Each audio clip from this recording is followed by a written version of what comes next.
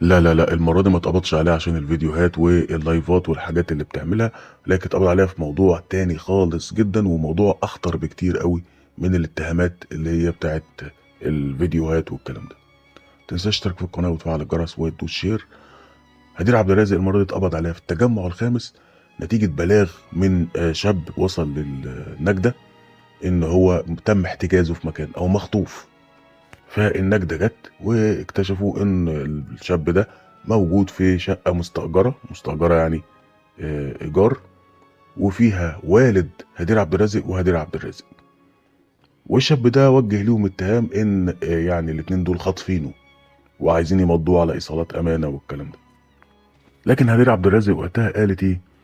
قالت للشرطة لا ده هو عليه فلوس، واحنا كنا قاعدين نتكلم بشكل ودي عشان يشوف الفلوس دي هيرجعها ازاي، سواء هيكتبها لنا في ايصالات ولا لا، ولا شيكات ولا ايه كده يعني. وجهة نظرنا طبعا والد هدير عبد الرازق وواحدة بنت، هل كان معاهم حد تاني؟ عشان ده هيفرق، لان هو شاب وكده، فمش معقولة راجل كبير وبنت هيشكلوا اي ضغط عليه او خطف او احتجاز او الكلام ده. ممكن طبعا يكون في، بس طبعا هل كان في تهديد طيب باي سلاح باي حاجة؟ عشان الموضوع برضو ايه، هو في طور التحقيقات، فاحنا برضو بنقول ملاحظاتنا بس مش اكتر يعني.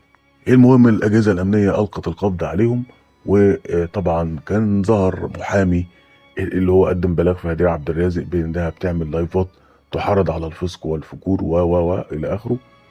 قال ان ازاي ده عليها حكم، ازاي يطلعوها، لان هي طبعا خرجت اخلاء سبيل بعد الواقعه بتاعت احتجاز الشاب دي او الاتهام ده، خرجت باخلاء سبيل. فالمحامي ده قال ازاي يخلى سبيلها وهي عليها حكم من المحكمه الاقتصاديه وكده. لما رجعت الموضوع ودورت عليه لقيت لا، ان المحكمه الاقتصاديه مديالها سنه وغرامه 500 الف جنيه تقريبا، ولكن هي استأنفت على الحكم ده، فبالتالي هي مش حكم نهائي لسه. والقرار او جلسه الاستئناف كانت في شهر يناير، وبعدين اتأجلت للنطق بالحكم في شهر 2. فبالتالي مع اخلاء السبيل طبعا، يعني اتأجلت للحكم مع اخلاء السبيل، فبالتالي هي مش مطلوبه على ذمه قضايا. فايه فكره ان هي لا ده عليها قضيه؟ لا، ما عليهاش قضيه لحد دلوقتي، ما عليهاش حكم نهائي يعني. لو عليها الواحد بيقول الصراحه برضه، لو في حاجه كان قالها. ايه بقى الواقعه دي؟ هل كلام الشاب ده حقيقي؟ هل مش حقيقي؟ طب بعدين يعني الموضوع الاولاني بتاع الفيديوهات ده موضوع كارثي. طب هي لما تلاقي مشاكلها كترت قوي كده يعني، خلافات وصراعات ومشاكل جامده جدا، اي بنت اكيد ما تحبش الكلام ده، ولا اي راجل والله يحب الكلام ده ابدا، انه يطلع من مشكله يخش في مشكله وقضايا بجد. مواضيع الفلوس والشهرة والتيك توك والحاجات دي يعني خلت الناس معمية عن حاجات كتير أوي، إنها تعيش حتى بسلام بعيد عن المشاكل والكوارث دي. يكفي ناس أصلا قاعدة في سلام ولا حاجة والكوارث بتجيلها لحد عندها، فطب ليه بقى يعني؟ وبنت وكده، وقبلها كان تسريب فيديو، يعني شوف كم مشكلة حصلت لهدير عبد الرازق دي. فيديو يتسرب وتعمل مشكلة كبيرة جدا، ومش عارف تتساب أو تتطلق بسبب الموضوع ده. ودلوقتي احتجاز شاب او اتهام، طبعا لحد دلوقتي اتهام باحتجاز شاب في منتصر، وقبلها الفيديوهات اللي مش عارف ايه.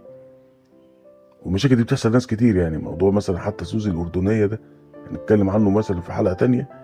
اه، نفس الحوار، مشاكل وخلافات وبتاع، مش نفس الحوار تسريب، لا نفس الحوار مشاكل وخلافات. فيعني الفلوس عموما يعني في الاخر هي وسيله لان الناس تبقى اهدى، تعيش حياه هاديه، حياه بغير مشاكل، لان الفلوس هتحل بعض المشاكل، لكنها مش غاية. في الآخر الغاية بتاعتك إنك تحس براحة البال. فالفلوس المفروض توفر لك راحة البال، بتشيل من عليك أعباء. لكن لو الفلوس دي أصلا هتجيب لك المشاكل والبلاوي دي كلها يعني. ما تنساش تشترك في القناة وتفعل الجرس، وتنتظرنا في الترند الجاي.